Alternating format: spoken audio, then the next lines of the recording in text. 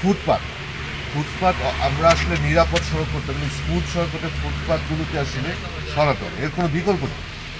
এখন এই যে আপনাদের পক্ষ থেকে দাবিটা আসছে, এটাই কিন্তু অর্ধেক কাজ সহজ হয়ে গেছে আমাদের।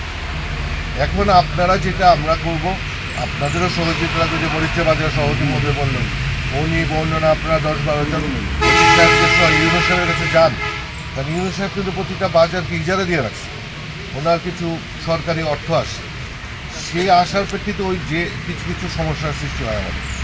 আমরা কিন্তু সারা দেশে এবং এটা মন্ত্রণালয় পর্যায়েও আলোচনায় বিষয় আছে যে মহাসড়ক কেন্দ্রিক ঘাট বাজারগুলো ইজারা প্রদান করা বন্ধ করে দেওয়া হয়েছে, যাতে এই বিষয়টা না বলতে পারে যে আমরা তো টাকা দিয়ে আসছি, সরকারকে জমা দিয়ে আসছি।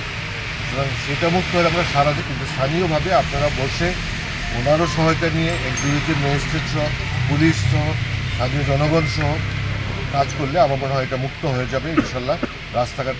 কারণ আপনারা সঠিক বলেছেন, এখানে 13 বা 3 লাখ 4 লাখ হচ্ছে স্থানীয় অধিবাসী, পাশাপাশি 12 লাখের যে শরণার্থী, রোহিঙ্গা শরণার্থীর বিপুল প্রেশার, এটা দেশের জন্যই প্রেশার। আমি বুঝতে পারি যে আপনারা যারা আছেন আপনাদের জন্য কত বড় ধরনের একটা প্রেশার, কিন্তু আমরা শুধু মানুষ, আমরা তো মানুষটাকে ফেলে দিতে পারছি না। সুতরাং এর মধ্যে আপনারা তো প্রায় 17 সালে এসছে, তাই না? 7-8 বছর কিন্তু আপনাদের পাশাপাশি আছে। এখন ওনারা গাড়ি চালাচ্ছে, আপনি মনে বলেছেন কথাটা, এটা কোনোভাবেই আসলে দেওয়া উচিত না। যেটা আমার ওদের তো ক্যাম্প থেকে বেরিয়ে অন্য কাজ করার কথা না, করতে গেলে সেনাবাহিনী বা অনুমোদন থাকার কথা। এই বিষয়টা ভালোভাবে দেখেন। ছোটো ছোটো বাচ্চারা চালাচ্ছে, অনিরাপদ, নিয়ম কানুন জানা, সড়ক দুর্ঘটনা হচ্ছে, প্রাণহানি হচ্ছে।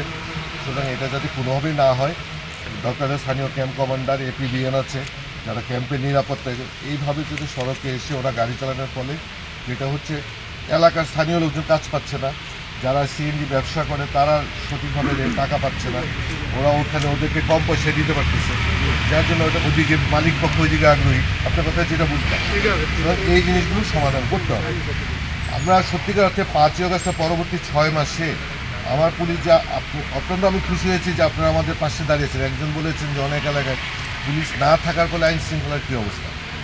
আমরা কিন্তু নিজের মধ্যে দ্বিধাগ্রস্ত ছিলাম কীভাবে মানুষের সামনে যাব। আপনারা বিশ্বাস করেন না করেন, প্রতিটা কথায় আমাদেরকে গালাগালি শুনতে হয়। একটা লোক যদি ফোন করে 3 মিনিট গালাগালি করে, চুপ করে খালি শুনি, আচ্ছা ঠিক আছে বলেন, ঠিক আছে বলেন, কী আছে আপনার সমস্যাটা বলেন, চেষ্টা করবো। তখন হয়তো যে বলে তো নিশ্চয়ই এক সময় এটা ঠিক হবে।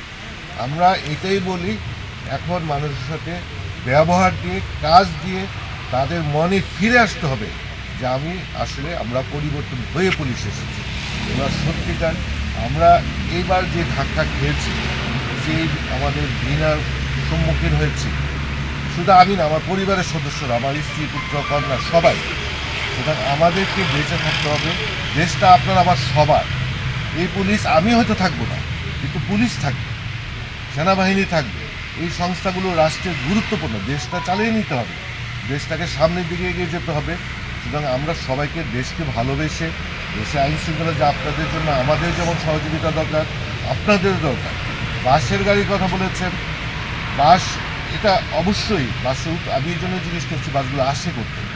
আমি আপনাদের বলছি যে আমি সংশ্লিষ্ট জেলার সকল এসপি, পুলিশ সুপারদের সাথে ব্যক্তিগতভাবে কথা বলবো যে আপনাদের আগে ওই সব জেলা থেকে যাতে ওভারলোডের অবস্থায় না আসে।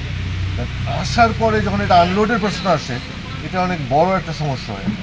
যদি সেখান থেকে একটা পরিমিত পরিমাণে যানটা আসে, তাহলে কিন্তু স্মুথলি জিনিসটা চলে যেতে হয়। একটা যে কোনো সময় বড় ধরনের দুর্ঘটনা ঘটাচ্ছে এবং এটা কোনোভাবেই উচিত না। একটা 3 গাড়ি ট্রাক যদি এক গাড়ি দিয়ে আনে, হয়তো মালিক পক্ষ, যিনি ট্রাকের ড্রাইভার, তিনি হয়তো 500 টাকা বেশি পাচ্ছেন, যে পাঠাচ্ছে তার কিছু কম লাগছে, নানা দিকে লাভের ব্যাপারটা হচ্ছে, কিন্তু সেটা তো কোনোভাবেই কাঙ্ক্ষিত না। মানুষের জীবন সবচেয়ে মূল্যবান। জীবন চলে গেলে এটা কোনো কিছুর বিনিময়ে ফেরত আসে না।